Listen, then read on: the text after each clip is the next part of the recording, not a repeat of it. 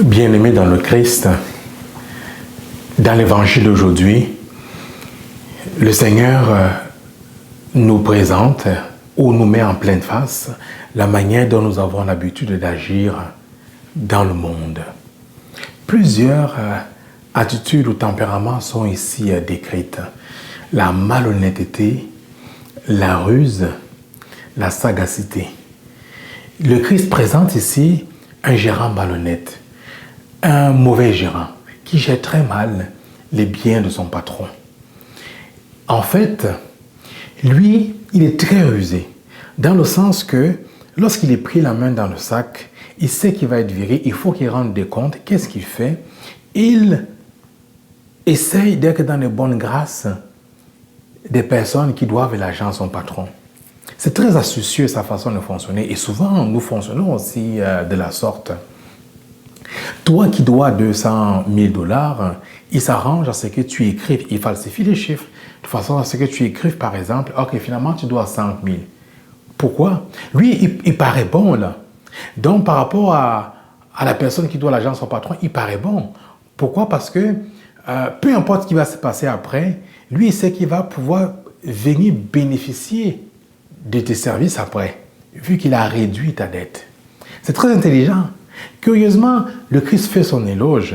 Mais comment ça se fait que les manières dont nous fonctionnons dans le monde, dans notre vie professionnelle, amicale, ne nous servent pas sur le plan spirituel? C'est fou. On fonctionne souvent comme des tiroirs. Et le pape Benoît XVI parlait à l'époque de la religiosité à la carte. C'est-à-dire, et c'est un peu le même fonctionnement qu'utilise l'État soi-disant laïque, qui impose une forme de laïcité aux citoyens, dans le sens que on t'impose de fonctionner comme un tiroir. C'est-à-dire, aujourd'hui, quand je vais dans l'espace public, j'ouvre le tiroir du citoyen qui est à religieux ou non religieux. Ensuite, lorsque je retourne chez moi dans l'affaire privée, là, je ferme ce tiroir, j'ouvre l'autre tiroir du chrétien, du musulman, du juif, peu importe, de celui qui maintenant va vivre ses affaires dans l'espace privé. Nous fonctionnons comme ça. Dans la vie professionnelle, je fonctionne de manière rusée. Mais quand il s'agit de ma vie spirituelle ou des choses de l'Église, je fonctionne tout à fait autrement. Comment cela peut-il se faire? Nous sommes dans le monde. Et Saint Jean dit, nous sommes dans le monde, mais nous ne sommes pas du monde. Mais est-ce qu'on peut avoir l'audace et le culot d'utiliser, comme ce gérant malhonnête, des techniques de ce monde, les transformer par exemple, pour notre vie spirituelle ou pour l'annonce de l'Évangile? Je prends un exemple très simple. Dans le milieu ecclésial, souvent on constate, mais en tout cas, ça c'est pas chez nous, hein, on le voit ailleurs. Souvent on va constater quoi? Des guerres de clochers, des guerres de paroisses, la concurrence.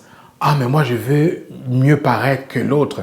Oh, j'essaie de prendre toutes les manières ou les techniques possibles pour être celui qui est avant-gardiste, pour être celui qui va être le premier à innover, qui va faire ci, qui va faire ça.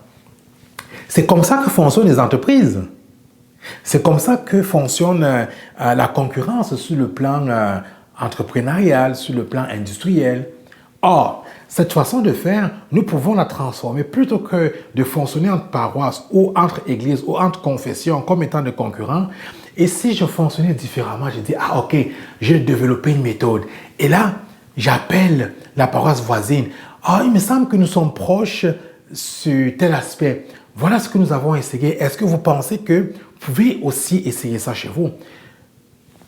En fonctionnant comme ça, pas pour nos propres intérêts, mais pour l'intérêt commun, nous verrons que nous deviendrons tous en avant-plan, tous en avant-gardistes, pas pour nous-mêmes, mais pour qui? Pour le Christ, pour l'annonce de l'Évangile.